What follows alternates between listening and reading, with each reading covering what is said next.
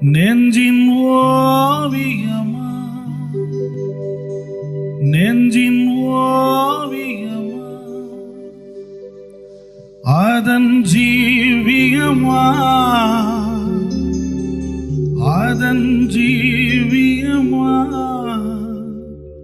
தெய்வீக காதல் சின்னமா, தெய்வீக காதல் சின்ன